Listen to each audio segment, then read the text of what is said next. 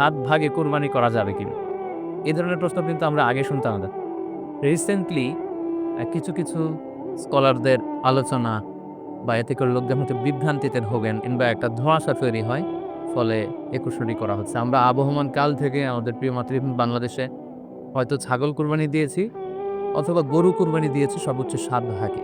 So এটা আমাদের সবার কাছেই জানা ছিল।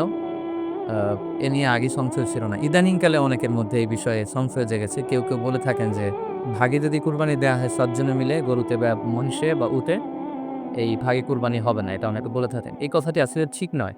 আপনি যদি ভাগে কুরবানি দিতে চান, এটি জায়েজ আছে এবং একটি উটে বা মহিষে বা গরুতে আপনি সর্বোচ্চ ৭ টি ভাগে কুরবানি দিতে পারবেন ইনশাআল্লাহ। এ ব্যাপারে সহিহ মুসলিমের একটি হাদিসকে আমরা এখানে উল্লেখ করতে চাই। আ সাইয়েদনা জাবের রাদিয়াল্লাহু তাআলা আনহু থেকে বর্ণিত তিনি বলেন, "ক্বালা হাজাজনা মা রাসূলিল্লাহি সাল্লাল্লাহু আলাইহি ওয়াসাল্লাম" আমরা আল্লাহর রাসূল সাল্লাল্লাহু আলাইহি ওয়াসাল্লামের সাথে হজ করেছি, ফানাখারনাল বাঈরা আন সাবআ সেখানে আমরা উট কুরবানি দিয়েছি ৭ জনের পক্ষ থেকে, ওয়াল বাকারাতা আন সাবআ আর আমরা সেখানে গরু কুরবানি দিয়েছি ৭ জনের পক্ষ থেকে। খুব সুস্পষ্ট। একটি উটে উনারা ৭ জন অংশগ্রহণ করতেন, একটি গরুতে ৭ জন অংশগ্রহণ করতেন। তো এই হাদিসের আলোকে অনেকে বলে থাকেন যে এটি হজের সময়, সফরের সময় কিন্তু মুকিম অবস্থায় ৭ ভাগে দেয়া যায়। আসলে এই কথাটিও ঠিক নয়। কারণ সুনানে আবু দাউদের আরেকটি হাদিসে এসেছে যেখানে আল্লাহ রাসূল সাল্লাল্লাহু আলাইহি ওয়াসাল্লাম সুস্পষ্ট বলেছেন সেখানে হজ বা কোনো সফরের উল্লেখ নেই। সেটা হচ্ছে জেনারেল স্টেটমেন্ট অর্থাৎ আল বাফারাতু আন সাবা গরুতে সর্বোচ্চ ৭ অংশ দিয়ে কুরবানি দেয়া যায়। ওয়াল জাযুরু আন সাবা আর উটের ক্ষেত্রেও সর্বোচ্চ ৭ অংশ দিয়ে কুরবানি দেয়া যায়। তো এই হাদিস ২য় যে হাদিসটি উল্লেখ করলাম এটা হচ্ছে জেনারেল স্টেটমেন্ট। সেখানে সফর, মুকিম কোনো কথা বলা হয়নি। ইন জেনারেলি বলা হয়েছে যে উটে ৭ ভাগ দেয়া যায়, গরুতে ৭ ভাগ দেয়া যায়। সো আমরা যারা ভাগে কুরবানি দিচ্ছি ৭ জন মিলে একটি গরু আপনারা নিঃসন্দেহে সানন্দ চিত্তে নিশ্চিন্তে কুরবানি দিতে পারেন। সহিহ হাদিসের আলোকে এটি সাব্যস্ত, এতে কোনো সমস্যা নেই ইনশাআল্লাহ। তবে ভাগে কুরবানিতে কিংবা যৌথ কুরবানিতে কয়েকটি বিষয় আমাদেরকে খেয়াল রাখতে হবে। নাম্বার 1 হচ্ছে নিয়ত। আপনাদের ইনটেনশনটা ক্লিয়ার হতে হবে। প্রত্যেকেরই যাতে একই ইনটেনশন থাকে, সবারই যাতে ইনটেনশন থাকে যে শুধুমাত্র আল্লাহ তাআলার সন্তুষ্টির জন্য আমরা এই কুরবানি দিচ্ছি। এখানে কয়েকজনের যদি ইনটেনশন থাকে যে আল্লাহর সন্তুষ্টি, অন্যজনের যদি নিয়তে ঝামেলা থাকে তাহলে কিন্তু কুরবানিটা প্রশ্নবিদ্ধ হয়ে যাচ্ছে।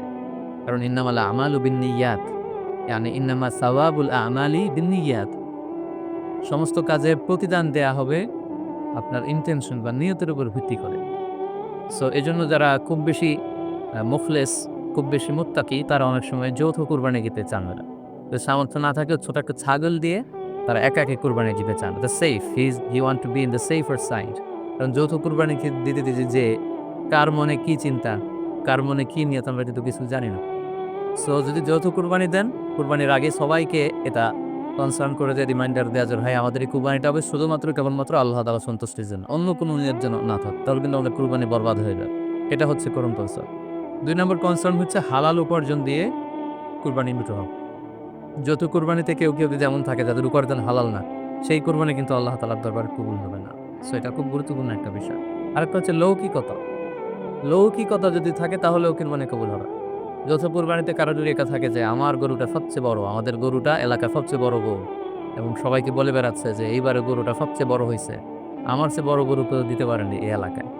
তো এই জাতীয় যদি লৌকিকতা প্রবণতা কারো মধ্যে থাকে তাহলেও কিন্তু তার কুরবানি কবুল হবে না। সো যৌথ কুরবানি যদি আপনারা দিতে চান এই বিষয়গুলো আমাদেরকে খেয়াল রাখতে হবে। আরো একটি প্রশ্ন খুব বেশি আমাদের কাছে জানতে চাওয়া হয়েছে সেটা হচ্ছে কুরবানির সাথে আকিকা দেয়া যাবে কি? খুব বেশি আলোচনা হচ্ছে এই প্রসঙ্গটা যে কুরবানির সাথে আকিকা দিয়ে দেয়া যাবে। এক্ষেত্রে আমরা উত্তরে বলব যে কুরবানি এবং আকিকা আপনাদের খেয়াল রাখতে হবে যে দুটি ইবাদত। প্রথম কথা হচ্ছে এবাদত ভিন্ন দুটি এবাদত। কারণ কুরবানি এটা বছরের একটা নির্ধারিত সময় জিলহজের ১০ তারিখে এবং তারপরে আরো ২ দিন বা ৩ দিন। এই সময়গুলোতে আপনি কুরবানি করতে পারবেন। তাহলে এটা হজের মৌসুমে জিলহজ মাসে করতে হবে কুরবানি। কিন্তু আকিকা কিন্তু এরকম নেই। আকিকাটা যেকোনো মাসে হতে পারে। আকিকাটা হচ্ছে নবজাতক সন্তানের ভূমিষ্ঠ হওয়ার পরে সুক্রিয়া স্বরূপ আল্লাহর কাছে যে কুরবানিটা করতে হয় সেটাকে আমরা বলি আকিকা। হাদিসে এসেছে আকিকা। তো সেটা হচ্ছে সন্তান কখন ভূমিষ্ঠ হলো সেটার উপর নির্ভর করে। কারো সন্তান রমাদানে হতে পারে, কারো সন্তান জিলহজ মাসেও হতে পারে, শাওয়ালে হতে পারে, রজবে হতে পারে। হচ্ছে বাচ্চা যেদিন জন্মগ্রহণ করবে সন্তান ভূমিষ্ঠ হওয়ার ৭ দিন পরে। তাহলে ভিন্ন ২ টি ইবাদত, যেটা ২ সময়ের ইবাদত। নাম্বার 2, আকিকার ক্ষেত্রে আল্লাহ রাসূল সাল্লাল্লাহু আলাইহি ওয়াসাল্লাম বলেছে আ আনিল আনিল গুলামি শাতান ওয়া আন জারিয়াতি শাত। অর্থাৎ ছেলে হলে ২ টি ছাগল দিয়ে আকিকা করো এবং যদি মেয়ে হয় তাহলে ১ টি ছাগল দিয়ে আকিকা করো। তো সেক্ষেত্রে কুরবানিতে কিন্তু এরকম বিধান নেই। কুরবানিতে কিন্তু একই ছাগল দিয়ে আপনি কুরবানি করলে কুরবানি হয়ে যাচ্ছে। সেখানে ২ টি ছাগল দেয়া লাগবে এমন কোথায়? তো এভাবে আমরা বুঝতে পারতেছি খুবই স্পষ্টত কমন সেন্স খাটালেও আমরা বুঝতে পারতেছি এবং আল্লাহ রাসূল সাল্লাল্লাহু আলাইহি ওয়াসাল্লামের ভাষ্যগুলো অনুসারে আমরা বুঝতে পারছি ২ ধরনের ইবাদত। যদিও এই ২ ইবাদতে কিছুটা মিল আছে, কিন্তু ২ টা ২ সময়ের ইবাদত, ২ টা আলাদা ২ টি উপলক্ষ, ২ টার আলাদা নির্ধারিত সময় রয়েছে। যেমন আকিকার ক্ষেত্রে সুন্নাহ হচ্ছে বাচ্চা যেদিন জন্মগ্রহণ করবে তার ৭ম দিন শেষে ৭ দিন পরে আপনি আকিকা করবেন। আল্লাহ রাসূল সাল্লাল্লাহু আলাইহি ওয়াসাল্লাম বলেছেন, "কুল্লু গুলামিন মুরতাহানুন বিআকিকাতিহি তুযবাহু আনহু ইয়াওমা সাবি'iহি।" প্রত্যেক সন্তানের আকিকা দিতে হয় তার ৭ম দিনে। ওয়া ইউহলাকু ওয়া ইউসাম্মা, ৭ম দিনে মাথার চুল ফেলে দিতে হয়, তার সুন্দর একটি নাম রাখতে হয়। তাহলে আকিকার বিধান হচ্ছে সম্মানিত সুধী, সন্তান জন্মগ্রহণ করার ৭ দিন পর। আমরা বুঝতে পারলাম আল্লাহ রাসূল সাল্লাল্লাহু আলাইহি ওয়াসাল্লামের ভাষ্য অনুযায়ী, কথা অনুযায়ী, কওল অনুযায়ী। এবার যদি আমরা আল্লাহ রাসূল সাল্লাল্লাহু আলাইহি ওয়াসাল্লামের আমল দেখি, উনার ব্যক্তিগত আমল কি ছিল? সেক্ষেত্রে আ আমরা সহিহ ইবনে হিব্বানের একটি হাদিস উল্লেখ করব, যেটিকে ইবনে হাজার ওয়া আসকালানি উনি উনার ফাথহুল বারীতে সহিহ হিসেবে উল্লেখ করেছেন। আয়েশা রাদিয়াল্লাহু তাআলা আনহার বর্ণনা। তিনি বলেন যে, আফতা রাসূলুল্লাহ সাল্লাল্লাহু আলাইহি ওয়াসাল্লাম আনিল হাসানি ওয়াল হুসাইনি ইয়াউমা সাবিঈ ওয়া সাম্মাহু। আল্লাহ রাসূল সাল্লাল্লাহু আলাইহি ওয়াসাল্লাম নিজে উনার দৌহিত্র অর্থাৎ উনার নাতি হাসান এবং হুসাইনের আকিকা নিজে করেছেন ৭ম দিনে এবং ৭ম দিনে তাদের নাম রেখেছেন। একজনের নাম রেখেছেন হাসান, আরেকজনের নাম হুসাইন। হাসান রাদিয়াল্লাহু আগে জন্মগ্রহণ করেছিলেন। উনার চেয়ে ছোট ছিল হোসেন, উনি পরে জন্মগ্রহণ করেছেন। তো উনাদের জন্মের পরে ৭ দিন পরে আমার রাসূল সাল্লাল্লাহু আলাইহি ওয়াসাল্লাম উনাদের আকিকা দিয়েছে এবং ৭ম দিনে উনি আকিকাও দিয়েছেন এবং তাদের নামও রেখেছেন। তাহলে আল্লাহ রাসূল সাল্লাল্লাহু আলাইহি ওয়াসাল্লামের কওলি হাদিস, উনার ভাষ্য মতে আমরা জানলাম উনি বলেছেন ৭ম দিনে আকিকা দিতে হয় এবং উনার ব্যক্তিগত আমল থেকে আমরা জানতে পারলাম যে উনি উনার ২ নাতির আকিকা দিয়েছেন ৭ম দিনে এবং নাম রেখেছেন।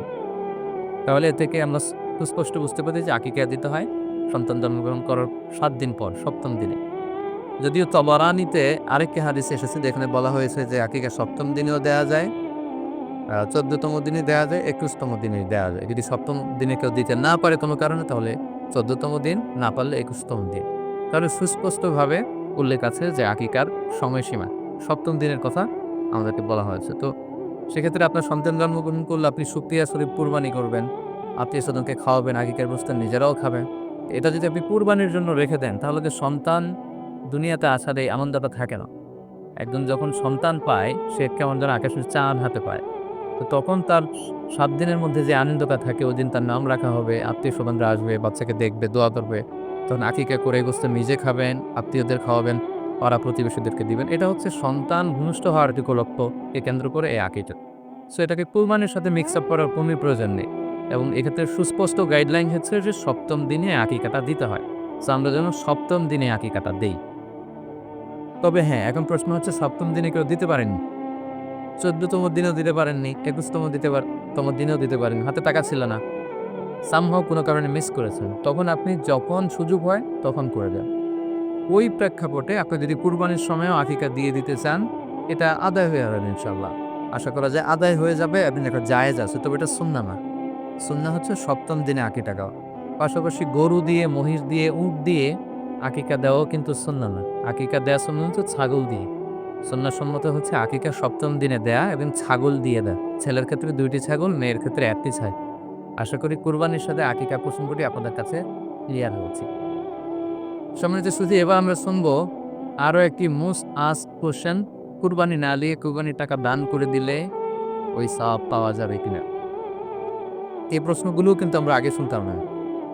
রিসেন্ট সময়ে গত কয়েক বছর আগে আমরা খেয়াল করেছি যে তারকা জগতের কিছু লোক বা নাটক, সিনেমা জগতের কিছু লোক এরকম ঘোষণা দিয়েছে যে আমরা টাকা বন্যার্থ লোকদেরকে দিয়ে দিলাম, আমরা কুরবানি দেব। তো ওনাদেরকে আল্লাহ এত টাকা দিয়েছেন, ওনারা বন্যার্থ লোকদেরকেও সহায়তা করতে পারেন, আবার কুরবানিও করতে পারেন। সো একটা দিয়ে আরেকটা হবে না। আপনি যদি টাকা দান করে দেন এটা সাদাকার সওয়াব হবে, কিন্তু কুরবানির সওয়াব কিন্তু আপনি পাবেন না। আল্লাহ রাসূল সাল্লাল্লাহু আলাইহি ওয়াসাল্লাম বলেছেন, কুরবানি করলে যেই প্রাণীটার কুরবানি করা হলো ওই প্রাণী তার শিং নিয়ে, তার গায়ের পশম নিয়ে, পায়ের খুরগুলো নিয়ে কিয়ামতের ময়দানে দাঁড়াবে। সো এই সওয়াব থেকে কিন্তু আপনি বঞ্চিত হয়ে গেলেন। তাই এ ব্যাপারে সুস্পষ্ট কথা হচ্ছে, আপনি যদি কুরবানির টাকা দান করে দেন, দানের সওয়াব হবে কিন্তু কুরবানির সওয়াব হবে না, এবং কুরবানির এই ওয়াজিব বিধানটিও কিন্তু আদায় হবে না। আপনার উদ্দেশ্য ভালো কিন্তু আপনার পদ্ধতিতে সমস্যা। আপনার উদ্দেশ্য হচ্ছে যে বন্যা দুর্গত মানুষ, আ সাতক্ষীরাতে বা আশেপাশের জেলাগুলোতে বন্যায় মানুষ না খেয়ে মারা যাচ্ছে, আমি টাকাগুলো দান করে দেই। তাহলে বেশি তারা উপকৃত হবে। আমি বলব যে আপনার যদি সামর্থ্য থাকে সেক্ষেত্রে আপনি বন্যার্ত লোকদেরকে দানও করেন, পাশাপাশি কুরবানিও করেন। ২ টা ২ জিনিস। অথবা আপনি যদি শুধু কুরবানি করতে চান, সেটাও আপনি করতে পারেন। আপনি কুরবানি করবেন, এতে করে কিন্তু আপনি যে দান করতে চান, আপনার এই পারপাসটাও কিন্তু সার্ভ হবে। কিন্তু কুরবানির টাকা দান করে দিলে কখনো কুরবানি আদায় হবে না। আপনি যদি কুরবানি করেন, এক্ষেত্রেও কিন্তু দরিদ্র জনগোষ্ঠীর বিশাল স্বার্থ এখানে আছে। কারণ বছরের একটা দীর্ঘ সময় ধরে এই সুবিধাবঞ্চিত মানুষগুলো কিন্তু আমিষের অভাবে তারা ভোগে। পুষ্টিহীনতায় ভোগে। তারা এমনও অনেক ফ্যামিলি আছে বছরে শুধু এই কুরবানির সময় এই মৌসুমটাতে তারা কিছু গোশত খেতে পারে না। সো তাদের মধ্যে আপনি কুরবানি করে এই গোশত বিতরণ করতে পারেন। সো এই COVID-19 এর পিরিয়ডে আমাদের উচিত বেশি, বেশি কুরবানি করা। কুরবানি করে এই অভুক্ত মানুষদের ঘরে, ঘরে কুরবানির গোশত পৌঁছে দেন। তাহলে আপনি কুরবানির মাধ্যমে কিন্তু এই গোশত বিতরণ করে তাদের সহায়তা করতে পারলেন। পাশাপাশি যারা খামারি আছে, আপনি কুরবানি করলে এই তাই খামারিদের এই ব্যবসা প্রসেসেও কিন্তু আপনি অংশগ্রহণ করলেন। আপনি তাদের ব্যবসাতে আল্লাহ তাআলা সুদকে হারাম করেছেন, ব্যবসাকে হালাল করেছেন। তাহলে ব্যবসার মতো একটা চমৎকার কাজেও আপনি সহায়তা করলেন কুরবানির মধ্য দিয়ে। আরো একটা গুরুত্বপূর্ণ বিষয় হচ্ছে, আমাদের গ্রাম বাংলায় কিন্তু আমাদের অনেক গরিব লোকজন আছে বা মা-বোনেরা আছে যারা সারা বছরব্যাপী ছাগল পালে এই আশায় যে কুরবানির সময়ে ছাগলটাকে বিক্রি করবে। অথবা গরু পালে। গ্রামগঞ্জে অনেক পরিবার আছে যে বছর শেষে কুরবানির সময় আসলে তারা এটা ভালো দামে বিক্রি করবে এবং সেই টাকা দিয়ে সারা বছর ফেরত দিচ্ছে। আপনি যদি কুরবানি করেন তাহলে ওই প্রান্তিক জনগোষ্ঠীকেও কিন্তু সহায়তা করা হবে। পাশাপাশি কুরবানির এই সময়গুলোতে হাজার, হাজার কসাইদের একটা জীবিকার ব্যবস্থা হয়। তারা গরু জবাই করে, চামড়া খুলে, গোশত কাটে। তো এই কুরবানির দিনগুলোতে কিন্তু হাজার, হাজার কসাইদের হালাল জীবিকার একটা ব্যবস্থা হয়। কসাইরা কিন্তু কোটিপতি হয় না। সো আপনি এই কুরবানির প্রসেসটাকে যদি আরো বেশি প্রমোট করেন তাহলে এই কসাইদেরও কিন্তু একটা রিজিকের ব্যবস্থা রয়েছে। আরো ইন্টারেস্টিংলি কুরবানির যে চামড়া, পশুর যে চামড়া, এই চামড়াগুলো কিন্তু ইয়াতীমের হক, গরিবদের হক। সো আপনি কুরবানির চামড়া বিক্রি যদি করে দেন, চামড়া চাইলে আপনি ব্যবহার করতে পারেন অথবা বিক্রি করলে এটা কিন্তু ইয়াতীমখানাতে, মাদ্রাসাগুলোতে, হ্যাঁ, অভাবী মানুষদেরকে এই দামটা কিন্তু দিয়ে দিতে হয়। ফলে কুরবানির এই চামড়া থেকে কিন্তু মাদ্রাসাগুলো বা ইয়াতীম ছাত্রছাত্রীরা উপকৃত হচ্ছে। তাহলে এখানে অনেক বিষয় জড়িত। যদিও বর্তমান সময়ে চামড়া শিল্প ধ্বংস করার একটা বিশাল পায়তারা চলছে, চামড়ার দাম পড়ে যাচ্ছে। তো আমরা যদি কুরবানি না দেই আমাদের চামড়া শিল্প হুমকির মুখে পড়বে, এবং এই যে হাজার, হাজার মাদ্রাসা বা এতিমখানা আছে যাদের একটা বড় ইনকামের বা আয়ের উৎস হচ্ছে কুরবানির সময় এই চামড়া কাটা। সো মানে with all this discussion it seems that source sacrifice you can contribute more. আপনি যদি কুরবানি করেন এবং এটা যদি বেশি, বেশি করেন তাহলে আপনি যে চাচ্ছেন অসহায় মানুষদেরকে সহায়তা করতে, এটা আরো বেশি, বেশি করা হবে।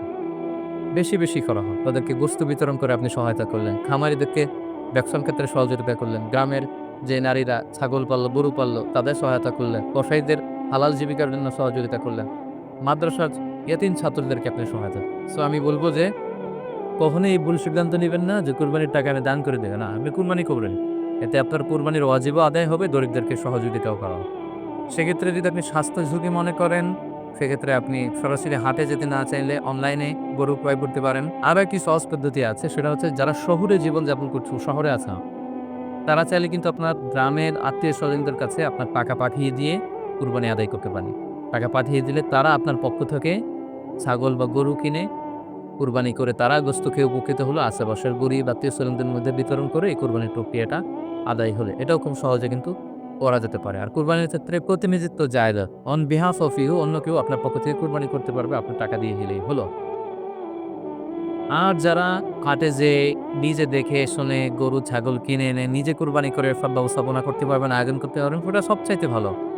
সেটা তো নূরুন আলা নূর, এটা নিয়ে কোনো কথা নেই। আশা করি কুরবানির টাকা দিয়ে দিলে কুরবানি আদায় হবে কিনা এই ব্যাপারটিও আপনারা বুঝতে পেরেছেন। এবার আমরা আসি আরেকটি প্রশ্ন আমাদের কাছে খুব বেশি এসেছে, সেটা হচ্ছে কুরবানির পশু অনলাইনে ক্রয় করা যাবে কিনা? খুবই রেলেভেন্ট একটি কোয়েশ্চেন। যেহেতু এখন অনেকেই হাটে যেতে চাচ্ছেন না। অনলাইনে আমরা অনেক কেনাকাটা করি। ফলে অনলাইনে কোরবানির পশুটা ক্রয় করা যাবে কিনা? এটা হচ্ছে প্রশ্ন।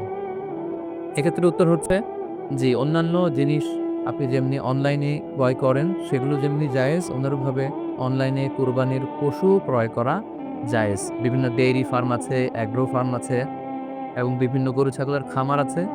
তারা কিন্তু আমি দেখলাম যে তারা গরুর অ্যাড দিচ্ছে, গরুর ভিডিও সেখানে আপলোড করে দিচ্ছে। সেখানে তাদের ক্লায়েন্ট সেটা দেখে আ তারা গরু ক্রয় করছে। জি, এটা জায়েজ আছে ইনশাআল্লাহ। আপনারা যদি স্বাস্থ্য ঝুঁকির কারণে গরুর হাটকে এভয়েড করতে চান, ওখানে যেতে না চান, আপনারা চাইলে অনলাইনে পশু ক্রয় করতে পারবেন। তবে সেক্ষেত্রে ২ টি জিনিস আপনাকে নিশ্চিত হতে হবে। ২ টা জিনিস আপনাকে অনলাইনে পশু ক্রয় করার ক্ষেত্রে নিশ্চিত হতে হবে। ১ম বিষয় হচ্ছে পশুটা দৈহিকভাবে ত্রুটিমুক্ত কিনা এটা নিশ্চিত হতে হবে। অর্থাৎ পশুর বিস্তারিত অঙ্গ-প্রত্যঙ্গের বর্ণনা আপনার জানা থাকা চাই। পশুটা সুস্থ আছে কিনা, বাহ্যিকভাবে সমস্ত ত্রুটিমুক্ত কিনা এটা জানতে হবে। ২ নাম্বার হচ্ছে পশুর বয়স সম্পর্কে আপনার জানতে হবে। কারণ যেকোনো বয়সের পশু দিয়ে কুরবানি করা যায় না। তার নির্ধারিত বয়স সীমা দেয়া আছে শরিয়াতে, সেটা আপনাকে মেইনটেইন করতে হবে। ১ম হচ্ছে সালিমাতুন মিনাল উয়ুবি যাহিরা, বাহ্যিক ত্রুটিমুক্ত হওয়া। যেকোনো পশু দিয়ে কিন্তু অসুস্থ পশু দিয়ে কুরবানি করলে কিন্তু কুরবানি হবে না। এক্ষেত্রে আমরা সুনানে নাসাইর একটি হাদিস উল্লেখ করব। হাদিসটি সহিহ। বারা ইবনে আসিব রাদিয়াল্লাহু তাআলা আনহু বর্ণনা করেছেন। আল্লাহ রাসূল সাল্লাল্লাহু আলাইহি ওয়াসাল্লাম বলেছেন, লা ইয়াজুজ মিনাদ দাহায়া আল আওরাউল বাইয়িনু আওরুহা। এমন পশু দিয়ে কুরবানি হবে না যেই পশুটা সুস্পষ্টভাবে অন্ধ। অন্ধ কানা কোনো পশু দিয়ে কুরবানি হবে না। ওয়াল আরজাউ বাইয়িনু আরাজুহা। খোড়া।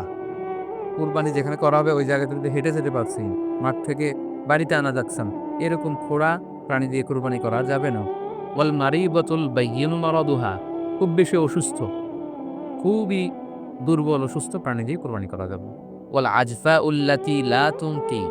এবং এমন বয়স্ক বৃদ্ধ প্রাণী যে অতি বয়সের ধারে এটা নুজ্জা হয়ে গিয়েছে এবং এর হাড্ডির ভেতরে যে মজ্জা, এই মজ্জা শুকিয়ে গিয়েছে। এরকম প্রাণী দিয়েও কিন্তু কুরবানি করা যাবে। তাহলে সুনানে নাসাইর এই সহিহ হাদিসটির মধ্য দিয়ে আমরা বুঝতে পারলাম যে অন্ধ প্রাণী দিয়ে কুরবানি করা যায় না, পোড়া প্রাণী দিয়ে করা যায় না, খুবই দুর্বল প্রাণী দিয়ে এবং খুব বয়স হয়েছে এরকম প্রাণী দিয়ে কিন্তু কুরবানি করা যাবে।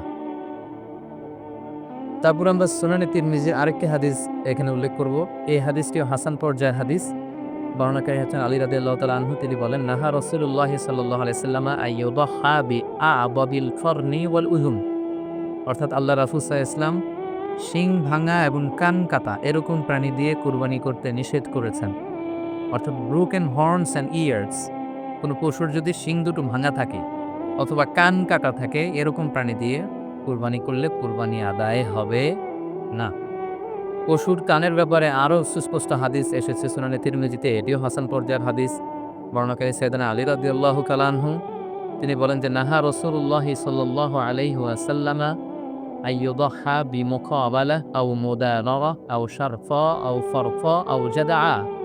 অর্থাৎ আল্লাহ রাসূল সাল্লাল্লাহু আলাইহি ওয়াসাল্লাম মুকাবালা মানে এমন প্রাণী যে প্রাণীর কানের সামনের অংশ কাকা, এরকম প্রাণী দিয়ে কুরবানি করা যাবে না। আও মুদাওয়া এমন প্রাণী যে প্রাণীর কানের পেছনের অংশ কাটা, সেটা দিয়ে কুরবানি করা যাবে না। আও শারফা অথবা কানের মাঝখানে কাটা দুদিক ঝুলে আছে করা যাবে না। আও ফারকা অথবা কানের ভেতরে ছিদ্র, পশুর কানে যদি ছিদ্র থাকে, কেটে যে ছিদ্র হয়ে গিয়েছে, ড্রিল হয়ে গিয়েছে, সেই প্রাণী দিয়ে কুরবানি করা যাবে না। আও জাদা অথবা নাক কাটা, এরকম প্রাণী দিয়ে কুরবানি করা যাবে না।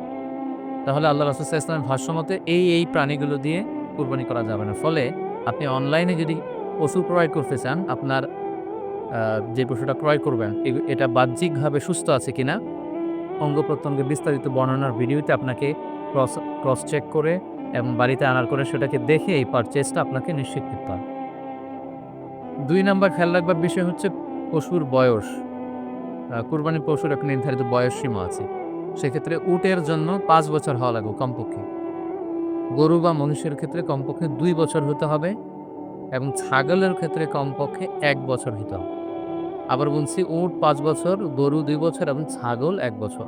তবে মেষ বা ভেড়া, দুম্বা এগুলো যদি ৬ মাসেরও হয়, দেখতে যদি মোটা-সোটা হয়, ১ বছরের মতো মনে হয়, তাহলে সেগুলো দিয়েও কুরবানি করা যাবে। সেক্ষেত্রে পশু যে দাঁত আছে, নিচের পার্টের যে পশুর দাঁত, এই দাঁতগুলোর পাশে ২ টা ধারালো দাঁত থাকে, এগুলো উঠেছে কিনা, এগুলো দেখে আপনারা পশুর বয়সকে নির্ণয় করতে পারবেন। তাহলে অনলাইনে ক্রয়ের ক্ষেত্রে আমাদের উত্তর হচ্ছে জি, অনলাইনে পশু ক্রয় করতে পারবেন। সেক্ষেত্রে আপনাকে দুটি বিষয়ে খুব খেয়াল রাখতে হবে। এক হচ্ছে পশুর অঙ্গ-প্রত্যঙ্গ ঠিক আছে কিনা, বাহ্যিকভাবে সব ধরনের ত্রুটিমুক্ত কিনা। ২ নাম্বার হচ্ছে পশুর বয়স। এই দুটি জিনিস যদি আপনি এনশিওর করেন, আপনি অনলাইনে পশু ক্রয় করে সেটা দিয়ে কুরবানি করলে কুরবানি হয়ে যাবে ইনশাআল্লাহ, কোনো সমস্যা নেই। আরো একটি প্রশ্ন আমাদের কাছে খুব বেশি এসেছে, সেটা হচ্ছে আ কুরবানি কি পুরো পরিবারের পক্ষ থেকে একজন দিতে হবে নাকি সামর্থ্যবান প্রত্যেকের দিতে হবে? I repeat, আমি আবার বলছি। প্রশ্নটি হচ্ছে যে অনেকে এই প্রশ্নটি করেছেন যে পুরো পরিবার থেকে একজন দিলে হয়ে যায় নাকি সামর্থ্যবান প্রত্যেকের দিতে হবে? সম্মানিত দিনী ভাই এবং বোনেরা, এটি একটি মতবিরোধপূর্ণ মাসআলা। অর্থাৎ এই মাসআলার ক্ষেত্রে স্কলারদের মধ্যে মতভেদ হয়। এক্ষেত্রে ২ টি মতামত। একদল স্কলার বলেছেন যে এটা পরিবারের পক্ষ থেকে একজন দিলে আদায় হয়ে যাবে। অপর মতামত হচ্ছে যে না, সামর্থ্যবান প্রত্যেকেই দিতে হবে। আমরা ২ টি মতামত নিয়ে আলোচনা। ১ম মত হচ্ছে যে এক পরিবারের পক্ষ থেকে একজনই যথেষ্ট। এই মতামতটিও দলিলের দিক থেকে বেশ শক্তিশালী। সেক্ষেত্রে আমরা নেকনাফ ইবনে সুলাইম রাদিয়াল্লাহু তাআলা বর্ণিত একটি হাদিস সুনানে আবু দাউদে এসেছে। হাদিসকে হাসান পর্যায়ের হাদিস। তিনি বলছেন, নাহনু উকুফুন মা রাসূলিল্লাহ বিআরাফাতিন, আমরা রাসূল সাল্লাল্লাহু আলাইহি ওয়াসাল্লামের সাথে ৯ জিলহজ আরাফার ময়দানে ছিলাম।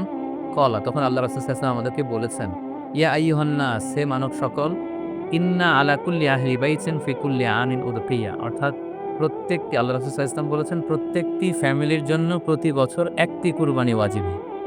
আমি আবারও বলছি, প্রত্যেক ফ্যামিলির জন্য প্রতি বছর কুরবানি দিতে হয় কয়টি? একটি। তাহলে কুরবানি পরিবারের পক্ষ থেকে একটি দিলেই আদায় হয়ে যায়। সুনানে তিরমিজির আরো একটি হাদিস আমরা এখানে উল্লেখ করতে পারি। এই হাদিসটি সহিহ। সাইয়েদনা আতা ইবনে ইয়াসার রাদিয়াল্লাহু তাআলা আনহু উনি আবু আইয়ুব আল আনসারী রাদিয়াল্লাহু তাআলা আনহুকে জিজ্ঞেস করেছিলেন যে কাইফা কানাতিল উদহিয়া ফি আহদি রাসূলিল্লাহ, হে আল্লাহর নবীর সাহাবী, আল্লাহ রাসূল সাল্লাল্লাহু আলাইহি ওয়াসাল্লামের জামানাতে কুরবানি কেমন হতো? কিভাবে তারা কুরবানি নিতেন?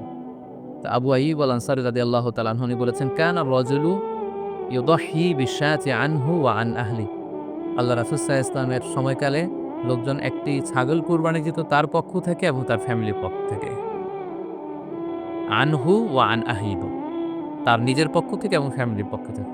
অর্থাৎ এই হাদিসগুলো আমাকে বোঝা যায় যে পুরো পরিবারের পক্ষ থেকে একজন কুরবানি দিয়ে দিলেই আদায় হয়ে যাবে। স্বামীও চাকরি করেন, স্ত্রীও চাকরি করেন, স্বামীরও টাকা আছে, স্ত্রীর টাকা আছে। ২ জনের আলাদা করে দিতে হবে না। স্বামী যদি একটা ছাগল কুরবানি দিয়ে দেয়, তাহলে স্ত্রীর পক্ষ থেকে, পুরো ফ্যামিলির পক্ষ থেকে কুরবানি আদায় হয়ে যাবে। এই হাদিসগুলোর আবারটা বোঝা যায়। দ্বিতীয় আরেকটি মত আছে, সেই মতটি হচ্ছে প্রত্যেক সামর্থ্যবানের উপর ওয়াজিব। এটি ইমাম আবু হানিফার মত এবং আমাদের বাংলাদেশে এটিরই প্রচলন হয়ে এসেছে। আমরা এই মতামতটিকেই বেশি আ আমরা শুনে থাকি সব জায়গায় যে যারাই সামর্থ্যবান প্রত্যেকের আলাদাভাবে দিতে হবে। স্বামী সামর্থ্যবান হলে স্বামীর দিতে হবে, স্ত্রী সামর্থ্যবান হলে স্ত্রীকে দিতে হবে, ছেলেরা হলে ছেলের দিতে হবে। এটা প্রত্যেকের আলাদাভাবে ইন্ডিভিজুয়ালি দিতে হয়। এবং সেক্ষেত্রে ওনারা দলিল দিচ্ছেন সুনান ইবনে মাজার একই হাদিস, হাদিসটি সহিহ, যেখানে আল্লাহ রাসূল সাল্লাল্লাহু আলাইহি ওয়াসাল্লাম বলেছেন, মান কানা লাহু সাআ, যার সামর্থ্য আছে কিন্তু ওয়ালাম ইউদাফি, সামর্থ্য থাকার পরেও সে কুরবানি দেয় না, ফালা ইয়াকরাবান্না মুসাল্লানা, সেজন্য ঈদুল আজহার দিন আমার ঈদগাহে না আসে নামাজ পড়তে। আল্লাহ রাসূল সাল্লাল্লাহু আলাইহি ওয়াসাল্লাম হুঁশিয়ারি বাণী ঘোষণা করেছেন, ধমক দিয়েছেন যে সামর্থ্য থাকার পরেও যে কুরবানি দেয় না, সেজন্য আমার ঈদগাহে না দিস। এই হাদিসের আলোকে ওনারা বলেছেন, মান কানা লাহু সাআ, যার সামর্থ্য আছে। ওনারা বলছেন যে এটা ইন জেনারেল, ব্যাপক, যারই সামর্থ্য আছে তাকেই দিতে হবে। সো এখানে বাস্তবতা হচ্ছে ২ পক্ষেরই খুব ভ্যালিড দলিল আছে। আর কোনো মাসালার ক্ষেত্রে যখন মতবিরোধ থাকে, ২ পক্ষেরই দলিল থাকে, সেক্ষেত্রে বাড়াবাড়ি করাটা অনুচিত। বরং এটা হচ্ছে ইসলামের সৌন্দর্য, এখানে প্রশস্ততা রয়েছে। সো যারা মনে করে যে ফ্যামিলির পক্ষ থেকে একজন কুরবানি দিলেই আদায় হয়ে যাবে, তাদেরও দলিল আছে, তাদের বিষয়টা করতে দেওয়া উচিত। তবে আমরা এটাকেই সাজেস্ট করি যে প্রত্যেক সামর্থ্যবানের উপর কুরবানি দেওয়া উচিত। এতে করে যিনি কুরবানি দিবেন উনি সওয়াব পেয়ে উপকৃত হলেন। আবার উনি কুরবানি দেওয়ার কারণে গোশত বিতরণ করলেন, ফলে গরিবরা উপকৃত হলো। সো সামর্থ্যবান প্রত্যেকেরই উচিত বেশি, বেশি কুরবানি দেওয়া। আশা করি এই মাসালাতেও আপনারা বুঝতে পেরেছেন।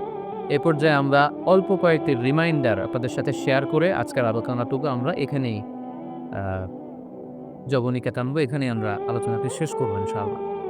১ম যে রিমাইন্ডারটি আপনাদের সাথে আমি শেয়ার করতে চাই, সেটি হচ্ছে সম্মানিত সুধী, আমরা অনেকেই বাজার থেকে পশু আনার সময় বা কুরবানি করার সময় পশুর সাথে অনেক বেশি অমানবিক আচরণ করি।